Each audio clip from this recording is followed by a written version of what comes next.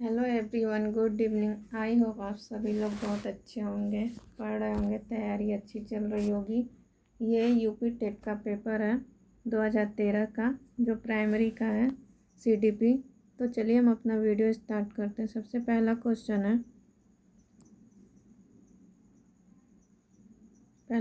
है जो ये 27 जून 2013 को हुआ है। पहला क्वेश्चन है, संवेग संवेग व्यक्ति की उत्तेजित दशा है। यह कथन निम्नांकित में से किसका है? मतलब ये कथन किसने दिया? पियाजे ने, वैलेंटाइन ने, कि वुडवर्थ ने, कि रॉस ने? ये किसने दिया है? वुडवर्थ ने। ऑप्शन नंबर क्या हो जाएगा? 2। एक्सप्लेनेशन देख लेते हैं। संवेग के लिए अंग्रेजी का शब्द है, ठीक है। ये क्या है? अंग्रेजी का शब्द है इमोशन, जिसकी उत्पत्ति इमोवेयर से हुई है। इमोशन से जिसकी उत्पत्ति इमोवेयर से हुई है, जिसका अर्थ होता है उत्तेजित होना। इस प्रकार संवेग को व्यक्ति की उत्तेजित दशा कहते हैं। इस दशा में हमारा बाह्य और आंतरिक व्यवहार बदल जाता है। वुडवर्थ के अनुसार संवेग व्यक्ति की उत्तेजित दशा है। Option number B. Second question क्या दिया है? शैक्षिक विकास में मूल्यांकन का अर्थ क्या है? यानी मूल्यांकन का अर्थ क्या है शैक्षिक विकास में? छात्रों की प्रगति का आकलन, कक्षा में अभिलेखों का आकलन, मूल्यांकन, कार्य निष्पादन का मूल्यांकन, कि ज्ञान क्षमता का मूल्यांकन? मूल्यांकन हमेशा किसकी की जाती है? ज्ञान की जाती है। यानी ऑप्शन नंबर क्या हो जाएगा मेरा? डी।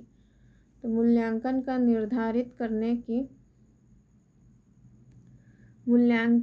यह निर्धारित करने की एक व्यवस्थित प्रक्रिया है, ठीक है। विद्यार्थियों द्वारा शैक्षिक उद्देश्यों को किस सीमा तक प्राप्त किया गया है? शैक्षिक विकास में मूल्यांकन का अर्थ ज्ञान क्षमता का मूल्यांकन है। मूल्यांकन का अर्थ क्या है? ज्ञान क्षमता का मूल्यांकन है। मूल्यांकन वह प्रक्रिया है जिसके आधार पर हम किसी छात्र के ज्ञान का आकलन करते हैं। क्या करते हैं? छात्र का आकलन करते हैं। मूल्यांकन के द्वारा ही छात्र की किसी विषय में कमियों, उसकी किसी विषम के प्रति रुचि, उसकी प्रतिभा का आकलन किया जाता है। मूल्यांकन से ही हम विद्यार्थियों में क्या पता लगा सकते हैं कि उसकी रुचि किसमें है, किसमें नहीं है, किसमें कमी है, किसमें कमी नहीं है। नेक्स्ट क्वेश्चन, पूर्वाग्रही किशोरी अपनी के प्रति कठोर होंगे। जो पूर्वाग्रही लोग होते हैं वो क्या कर सकते हैं? समस्या, संप्रत्यय, जीवन शैली, वास्तविकता। जो पुरानी धारणा से घिरा होता है उस इंसान के प्रति क्या होती है? हमेशा समस्याएं उत्पन्न होती है। ऑप्शन नंबर मेरा क्या हो जाएगा? ए।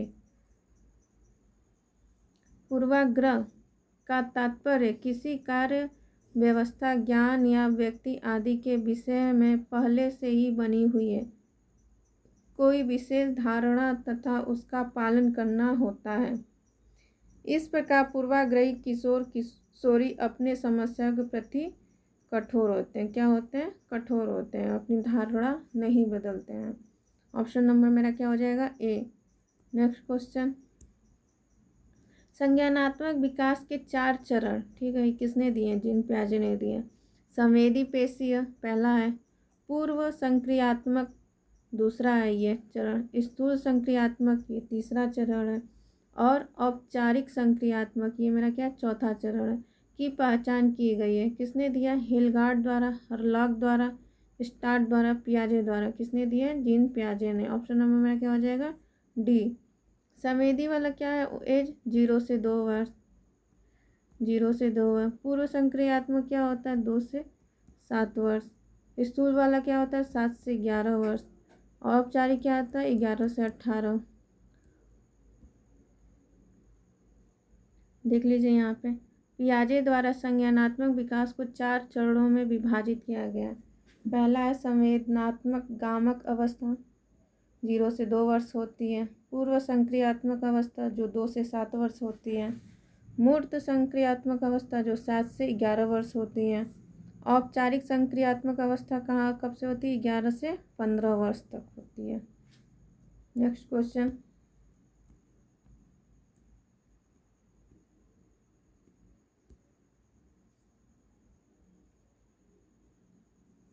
क्या है, कौन से गुण अच्छे मानसिक स्वास्थ्य के नहीं है, मतलब अच्छे मानसिक स्वास्थ्य के लिए नहीं है इसमें। नियमित जीवन, संवेगात्मक परिपक्वता, ये अच्छे स्वास्थ्य के लिए है, सही है। आत्मविश्वास, सहनशीलता, यह भी एक अच्छा मानसिक दिखा रहा है, ये भी बात सही है। बहुत विनती और स्वयं में सीमित, ये नहीं है। ऑप्शन नंबर मेरा क्या हो जाएगा, सी। किसी आगे बहुत विनती करना और स्वयं में सीमित रहना, ये अच्छे मानसिक स्वास्थ्य का गुण नहीं है। चौथा क्या है, वास्तविकता की स्वीकृति, स्वमूल्यांकन की योग्यता। ऑप्शन नंबर मेरा क्या हो जाएगा, सी। अच्छा मानसिक स्वास्थ्य एक प्रकार का समायोजित व्यवहार होता है, ठीक है, जिसके द्वारा बालक सभी स्तरों जैसे सामाजिक, मानसिक, शैक्षिक स्तरों में समायोजन कर लेता है। बहुत विनीत होना तथा स्वयं में सीमित होना अंतर्मुखी व्यक्ति का लक्षण होता है। ये नए वातावरण या परिस्थिति के साथ समायोजन करने में कठिनाई का अनुभव करते हैं, ठीक है। नेक्स्ट क्वेश्चन, अधिगम क्षमता निम्नलिखित में से किससे प्रभावित नहीं होती है, यानी जो अधिगम क्षमता है किससे प्रभावित नहीं होता, आनुवंशिकता से बिल्कुल होता है, वातावरण से भी होता है, प्रशिक्षण या शिक्षण से भी हमारी अधिगम में प्रभाव पड़ता है। तो क्या है कि राष्ट्रीयता से हमारे अधिगम में कोई प्रभाव नहीं पड़ता। ऑप्शन नंबर क्या हो जाएगा मेरा, डी। अधिगम को यहाँ देख लीजिए, अधिगम को प्रभावित करने वाले कारक कौन कौन से हैं, आनुवंशिकता, वातावरण, प्रशिक्षण, समायोजन की क्षमता। अतः राष्ट्रीयता अधिगम को प्रभावित करने वाला कारक नहीं होता है। नेक्स्ट क्वेश्चन, किस अधिगम मनोवैज्ञानिक ने बाल अधिगम विकास में पुरस्कार का महत्व नहीं दिया है, कौन से वैज्ञानिक ने नहीं दिया, थॉर्नडाइक, स्किनर, पावलोव, गुथरी। तो किसने पुरस्कार को महत्व नहीं दिया है, गुथरी ने। ऑप्शन नंबर मेरा क्या हो जाएगा, डी। देख लीजिए, गुथरी ने समीपता का सिद्धांत दिया है, किसका सिद्धांत दिया है, समीपता का सिद्धांत।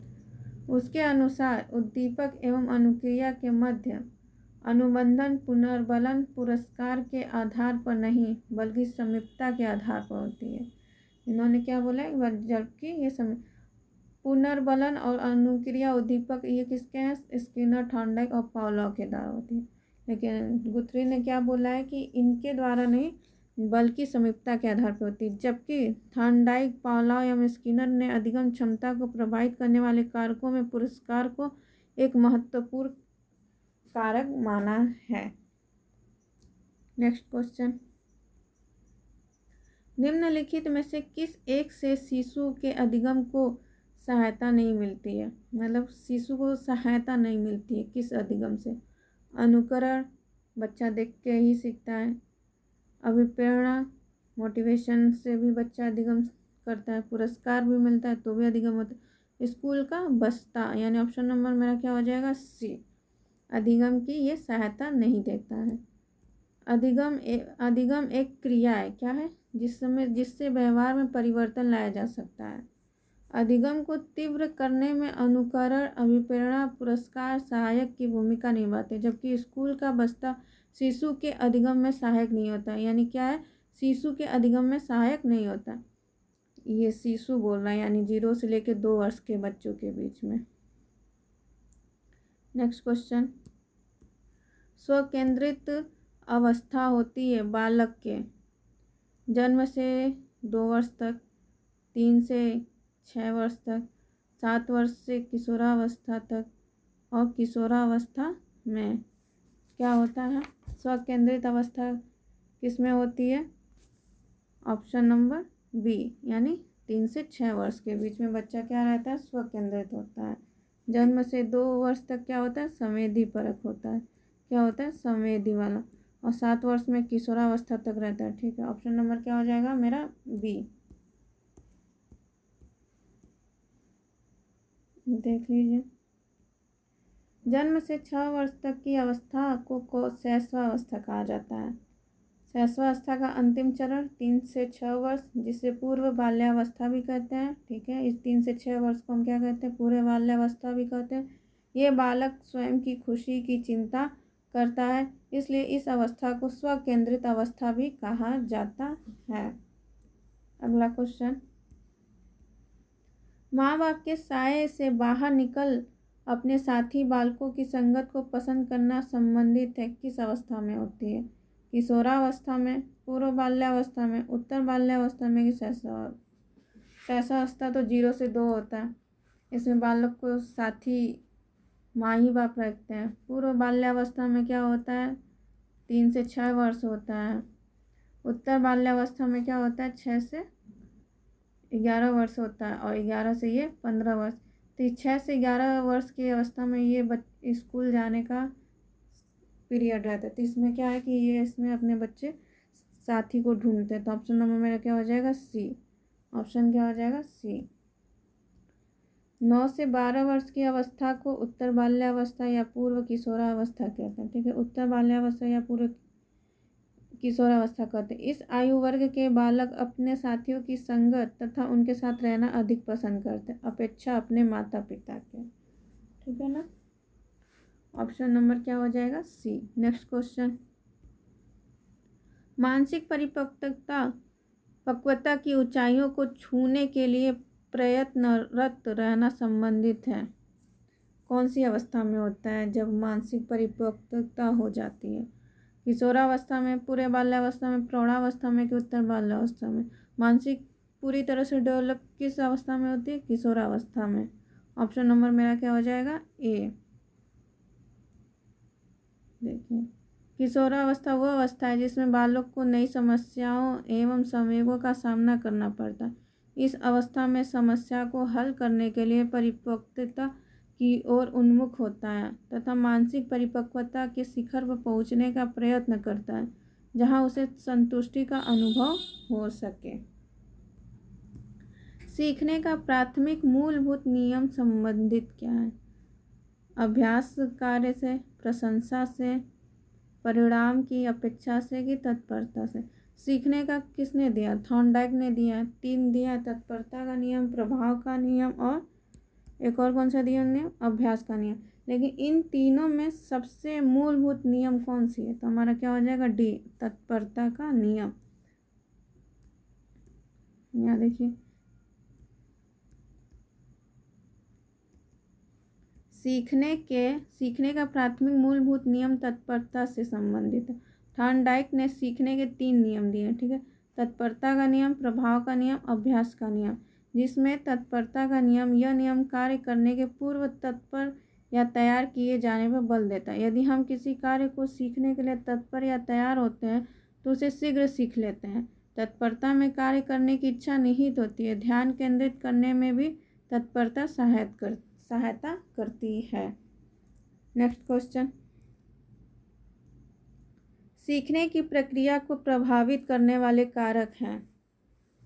कौन से कारक हैं सीखने के लिए? अनुकरण, प्रतियोगिता, प्रशंसा एवं निंदा, ये सभी। तो सीखने के लिए कौन सा है? अनुकरण भी होता है, प्रतियोगिता भी होती है, प्रशंसा एवं निंदा ये भी होता है। तो ऑप्शन नंबर क्या हो जाएगा? डी। Option D. अधिगम सीखने को प्रभावित करने वाले कारक हैं। ठीक है, पहला क्या है? पूर्व अधिगम, विषय के प्रति मनोवृत्ति, सीखने की विधि, अनुवांशिकता, प्रशिक्षण, शिक्षण, ये सब क्या है? मेरा अधिगम में सहायता प्रदान करते हैं। विषय वस्तु का स्वरूप, सीखने की इच्छा, अभिप्रेरणा, वातावरण, प्रशंसा एवं निंदा, ये सब क्या है? अधिगम के कारक हैं। नेक्स्ट क्वेश्चन, बालकों के सीखने में प्रेरणा को किस रूप में उपयोगी माना जाता है?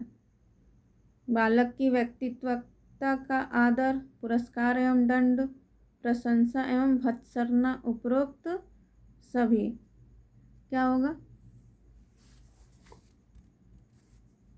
ऑप्शन नंबर मेरा क्या हो जाएगा? डी।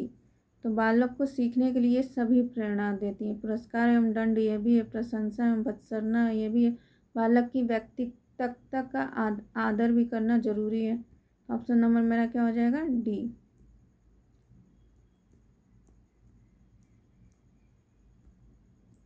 यहाँ देखिए, प्रेरणा अभिप्रेरणा आवश्यक जनित होती है जो बालक को अधिगम के लिए प्रोत्साहित करती है। यह अभिप्रेरणा सकारात्मक एवं नकारात्मक दोनों प्रकार की होती है, जैसे प्रशंसा, पुरस्कार, दंड, भत्सना एवं व्यक्तिगतता का आदर आदि।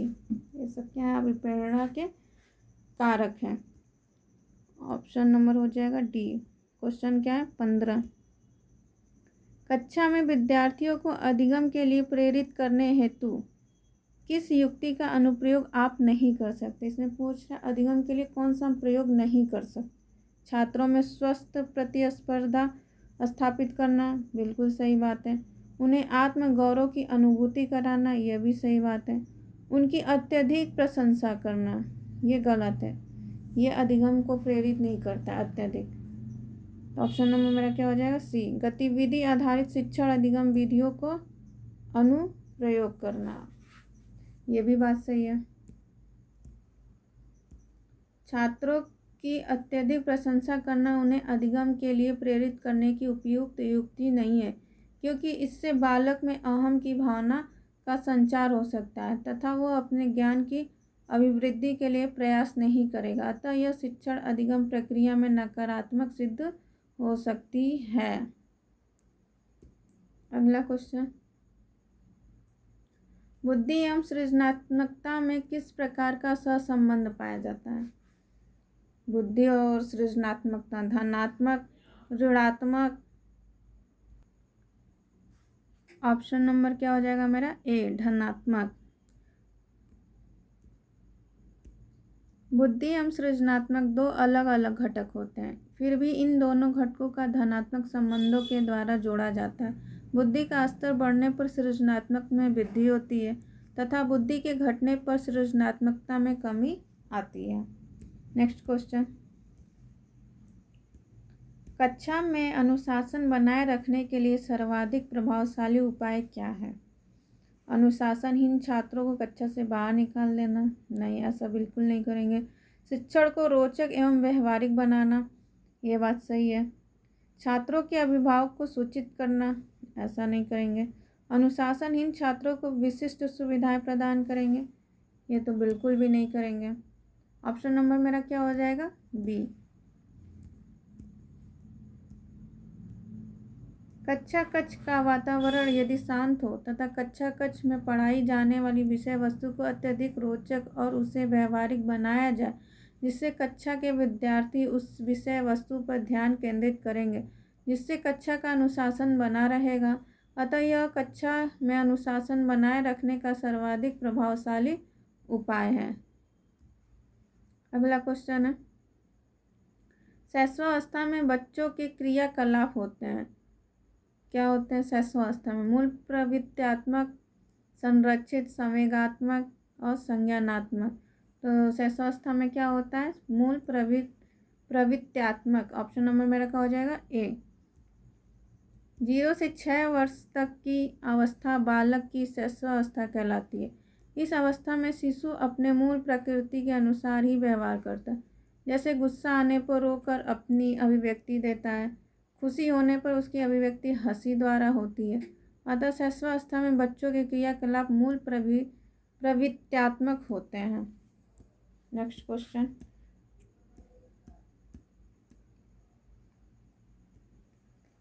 जिन विद्यालयों में समेकित शिक्षा दी जाती है उसके शिक्षकों को किस क्षेत्र विशेष में प्रशिक्षित करना चाहिए।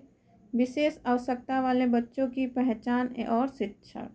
ठीक है, जब विशेष शिक्षा दी जा रही है तो उसमें सबसे ज़्यादा क्या जरूरी है, बच्चों की पहचान और शिक्षण। व्याख्यान विधि द्वारा शिक्षण एकदम नहीं करेंगे, क्रियात्मक के साथ शिक्षण। ठीक है, ये हो सकता है कि क्रिया करके कराएं, लेकिन उसमें क्या है कि पहले पहचान होनी चाहिए तभी शिक्षण कर पाएंगे। ऑप्शन नंबर मेरा क्या हो जाएगा ए। समेकित शिक्षा में शिक्षण कार्य करने वाले शिक्षकों में विशेष आवश्यकता वाले बालकों तथा लक्षणों को पहचानने की क्षमता का होना अति अनिवार्य है, अतः उन्हें इसका प्रशिक्षण दिया जाना चाहिए। नेक्स्ट क्वेश्चन, निम्नलिखित में से किस समूह के बच्चों को समायोजन की समस्या होती है। समायोजन की समस्या होती है कौन से समूह वाले बच्चों को। औसत बुद्धि वाले बच्चों को, ग्रामीण बच्चों को, कुशाग्र बुद्धि के बच्चों को कि अध्ययनशील बच्चे को। किस में होती है समस्या समायोजन करने में, कुशाग्र बुद्धि वाले बच्चों को, यानी जो सबसे ज़्यादा तेज प्रवृत्ति के बच्चे होते हैं वो समायोजन नहीं कर पाते हैं। ऑप्शन नंबर क्या हो जाएगा? डी। लिखा है कुशाग्र बुद्धि के बच्चों को समायोजन की समस्या रहती है। ऐसे बच्चों के लिए शिक्षा का सफल कार्यक्रम वही हो सकता है जिसका उद्देश्य उनकी विभिन्न योग्यताओं का विकास करना हो। अतः यही कारण है कि विद्यालयों में सामान्यतः देखा जाता है कि कुशाग्र बुद्धि वाले बच्चे सामान्यतः उन्हीं बच्चों के साथ समायोजित होना पसंद करते हैं जो बुद्धि स्तर पर उनके बराबर हो, न कि उनके साथ जो विद्यालय में सामान्य स्तर के होते हैं। अतः इसलिए समायोजन करने में कठिनाई का सामना करना पड़ता है। अगला क्वेश्चन, किसी शिक्षक को यदि यह लगता है कि उसका एक विद्यार्थी जो पहले विषय वस्तु को भली भांति प्रकार सीख रहा है तथा उसमें स्थिरता आ गई है, तो शिक्षक को उसे सीखने की प्रक्रिया की स्वाभाविक स्थिति मानना चाहिए। सही बात है, पढ़ते बढ़ते इंसान के बीच में थोड़ी सी रुकावटें आ जाती है तो ये क्या होता है? स्वाभाविक होती है। ऑप्शन नंबर मेरा क्या हो जाएगा? ए। विषय को स्पष्टता से पढ़ाना चाहिए? नहीं। विद्यार्थी को प्रेरित करना चाहिए? बिल्कुल भी नहीं। उपचारात्मक शिक्षण करना चाहिए? नहीं। तो मेरा क्या हो जाएगा? ए। सीखने की प्रक्रिया सतत चलती रहती है। इस प्रक्रिया में कभी मंदता तो कभी तीव्रता आती है। इस प्रकार विद्यार्थियों में सीखने की प्रक्रिया में स्थिरता भी आती है जो अधिगम की स्वाभाविक प्रक्रिया है। अतः शिक्षक को इसे स्वाभाविक प्रक्रिया ही मानना चाहिए। अगला क्वेश्चन, अपनी कक्षा के एक विद्यार्थी की प्रवृत्ति को यदि शिक्षक बदलना चाहता है तो उसे क्या करना चाहिए? विद्यार्थी की प्रवृत्ति को बदलना है। विद्यार्थी के साथ कड़ाई से पेश आना होगा? बिल्कुल नहीं। कक्षा के अन्य विद्यार्थियों को उससे न जानने योग्य दूरी बनाए रखने के लिए कहना होगा? बिल्कुल भी नहीं। उसके समूह के सभी सदस्यों की प्रवृत्ति बदलनी होगी। विद्यार्थियों को पढ़ने के प्रति प्रेरित करना होगा। ठीक है, ये करेंगे, लेकिन वो इतना सटीक आंसर नहीं है। तो क्या करेंगे? उसके समूह के सभी सदस्यों की प्रवृत्ति बदलनी होगी। ऑप्शन नंबर मेरा क्या हो जाएगा? सी। बालक की प्रवृत्ति उसके संगत से मिलती है। किससे मिलती है? संगत से। अतः यदि किसी एक बालक की प्रवृत्ति में परिवर्तन करना हो तो उस बालक के संगत में रहने वाले सभी बालकों के प्रवृत्तियों में सामूहिक रूप से बदलाव का प्रयास करना चाहिए, अन्यथा बालक पर नकारात्मक प्रभाव पड़ेगा। यानी सभी बालकों की सामूहिक रूप से उनके प्रवृत्ति में बदलाव करना पड़ेगा। नेक्स्ट क्वेश्चन है, विकास का यही संबंध परिपक्वता से है। ठीक है, जो डेवलपमेंट है वो मैच्योरिटी से संबंध। जो उद्दीपन का है, उद्दीपन किससे आता है? परिवर्तन से, प्रयास से, कि परिणाम से, कि प्रतिक्रिया से? तो ऑप्शन नंबर क्या हो जाएगा? बी। पावला का ये नियम है, उद्दीपन देने पे कुत्ता क्या है कि लार टपकाता है, तो वो क्या करता है? एक तरह से प्रतिक्रिया करता है। ऑप्शन नंबर मेरा क्या हो जाएगा? बी। उद्दीपन का मतलब होता है कोई वस्तु को देखकर अगर हमारे व्यवहार में कुछ अंतर आ रहा है तो वो हम अंतर को क्या कहेंगे? प्रतिक्रिया। ऑप्शन नंबर क्या हो जाएगा? बी। व्यक्ति का विकास क्रमिक रूप से होता है। जैसे जैसे व्यक्ति का विकास होता जाता है वैसे वैसे उसमें परिपक्वता भी आती जाती है। ठीक इसी प्रकार उद्दीपन का संबंध प्रतिक्रिया से होता है, क्योंकि बिना उद्दीपन के प्रक्रिया नहीं हो सकती। ये पावला का नियम है। पियाजे मुख्यतः के क्षेत्र में योगदान के लिए जाने जाते हैं। पियाजे का क्या है? भाषा विकास है, ज्ञानात्मक विकास है, सामाजिक विकास है कि नैतिक विकास है? तो पियाजे ने कौन सा सिद्धांत दिया है? ज्ञानात्मक विकास। ऑप्शन नंबर मेरा क्या हो जाएगा? बी। बालकों के ज्ञानात्मक विकास के परीक्षण के लिए पियाजे के महत्वपूर्ण भूमिका रही है। पियाजे ने बालक के ज्ञानात्मक विकास को 4 प्रमुख चरणों में विभाजित किया। पहला क्या है? संवेदनात्मक गामक अवस्था जो 0 से 2 वर्ष होती है, पूर्व संक्रियात्मक अवस्था जो 2 से 7 वर्ष होती है, मूर्त संक्रियात्मक अवस्था 7 से 11, औपचारिक संक्रियात्मक अवस्था कितने होती है? 11 से 15 वर्ष तक होती है। जब कभी 2 या 2 से अधिक व्यक्ति एक साथ मिलते हैं और एक दूसरे को प्रभावित करते हैं, ठीक है, तो एक सामाजिक समूह का निर्माण करते हैं। यह कथन किसका है? यह कथन है आंशिक रूप से सत्य है, कदाचित सत्य है, असत्य है। ये क्या है? स्वाभाविक रूप से क्या है? सत्य है। ऑप्शन नंबर मेरा क्या हो जाएगा? बी। अगला क्वेश्चन, शिक्षण प्रक्रिया में निम्नलिखित में से किसका भली प्रकार ध्यान रखना चाहिए? यानी जो हम शिक्षण प्रक्रिया करा रहे हैं उसमें किस चीज़ का ध्यान देना चाहिए? विद्यार्थियों की सक्रियता, सहभागिता। सही बात है, विद्यार्थियों की जब सहभागिता रहेगी, वो भी एक्टिव होके, तब शिक्षण प्रक्रिया क्या होती है? अच्छे से होती है। अनुशासन और नियमित उपस्थिति, ये भी बात सच है कि अनुशासन भी होना चाहिए और नियमित अटेंडेंस भी होनी चाहिए। गृह कार्य की जांच में लगन, ये भी बात सही है। विषय वस्तु की कठिनाई का स्तर, इन सबसे ज़्यादा क्या होना चाहिए कि बच्चों की सक्रिय सहभागिता। ऑप्शन नंबर मेरा क्या हो जाएगा? ए। सफल शिक्षण प्रक्रिया वो होती है जिसमें समय समय पर शिक्षक छात्र संवाद होता रहे, अन्यथा शिक्षण कार्य नीरस हो जाएगा और छात्रों का अधिगम अच्छी तरह से नहीं होगा। अगला क्वेश्चन है, निम्नलिखित व्यक्तियों में से कौन अपने बच्चों को आंतरिक प्रेरणा दे रहा है? ठीक है, फादर रॉबर्ट अपनी कक्षा के उन बच्चों को चॉकलेट देते हैं जो अच्छा व्यवहार करते हैं। चॉकलेट मेरा क्या है? बाह्य प्रेरणा है। चॉकलेट मेरा क्या है? बाह्य प्रेरणा है, तो ये होगा नहीं। अगली कक्षा में उन्नति पाने पर नंद कुमार अपने पुत्र को कहानी की पुस्तकें देता है, तो ये पुस्तक भी क्या है? मेरा बाह्य प्रेरणा है, तो ये भी ऑप्शन नहीं होगा, ये भी नहीं होगा। अगला क्वेश्चन क्या? अपने पुत्र के जन्मदिन पर गिरिजेश कुमार दावत देते हैं। दावत भी क्या? एक तरह से बाह्य प्रेरणा है।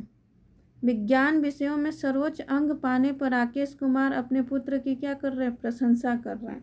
जब प्रशंसा कर रहे थे, ये मेरा क्या? आंतरिक प्रेरणा।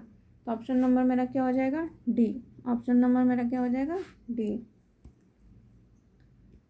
किसी कार्य या परिणाम के लिए प्रशंसा करना आंतरिक प्रेरणा का उदाहरण है, अतः सर्वोच्च अंक पाने पर प्रशंसा करना आंतरिक रूप से प्रेरित करना है। अगला क्वेश्चन, बच्चों के सामाजिक विकास में का विशेष महत्व है। क्या चीज़ का महत्व? के खेल का, दिनचर्या, बाल साहित्य, संचार माध्यम। तो सामाजिक विकास में किसका महत्व होता है? सबसे ज़्यादा खेल का। खेल विधि द्वारा बालक की मूल प्रवृत्तियों का विकास होता है, जिससे समायोजन की क्षमता में वृद्धि होती है। परिणाम स्वरूप बच्चे का सामाजिक विकास सकारात्मक होगा। भाटिया बैटरी का प्रयोग निम्न में से किसके परीक्षण हेतु किया जाता है? व्यक्तित्व, सृजनात्मक, बुद्धि, अभिव्यक्ति। भाटिया बैटरी किसका प्रयोग है? बुद्धि का, जो 1955 में किया गया था। 1955 में भाटिया बैटरी का प्रयोग बुद्धि परीक्षण में किया जाता है। इसका निर्माण भाटिया ने 1955 में किया था। इस परीक्षण को बैटरी बुद्धि परीक्षण, क्रिया परीक्षण या समूह कहा जाता है। अगला क्वेश्चन है, इस सेशन का लास्ट क्वेश्चन है, कोहलबर्ग का विकास सिद्धांत निम्न में से किससे संबंधित है? कोहलबर्ग का नैतिक विकास से। ऑप्शन नंबर मेरा क्या हो जाएगा? सी। भाषा विकास, संज्ञानात्मक, जीन पियाजे, सामाजिक विकास। तो नैतिक विकास किससे? कोहलबर्ग से। ऑप्शन नंबर मेरा क्या हो जाएगा? सी। 3 चरण दिए थे कोहलबर्ग ने। लॉरेंस कोहलबर्ग ने 10 से 16 वर्ष की उम्र में बच्चों के व्यवहार का विश्लेषण किया था। कितने से? 10 से 16 की उम्र के बीच में। ये नहीं कि 0 से 2, 2 से ये। किस उम्र से इन्होंने अपना किया है? 10 से 16। ये याद रखिए। जीन पियाजे ने नैतिक विकास के सिद्धांत का विस्तारित परिवर्तन तथा परिमार्जित किया है। कोहलबर्ग ने नैतिक विकास के सिद्धांत में 3 प्रमुख स्तर दिए हैं, जो पूर्व परंपरागत स्तर, परंपरागत स्तर, उत्तर रूढ़िगत स्तर। यानी प्राक रूढ़िगत स्तर, रूढ़िगत नैतिक स्तर, उत्तर परंपरागत स्तर। ये कितने से उम्र के लिए? 10 से 16 वर्ष के लिए। अगले सेशन में हिंदी का है। Please like, share and subscribe. Thank you so much.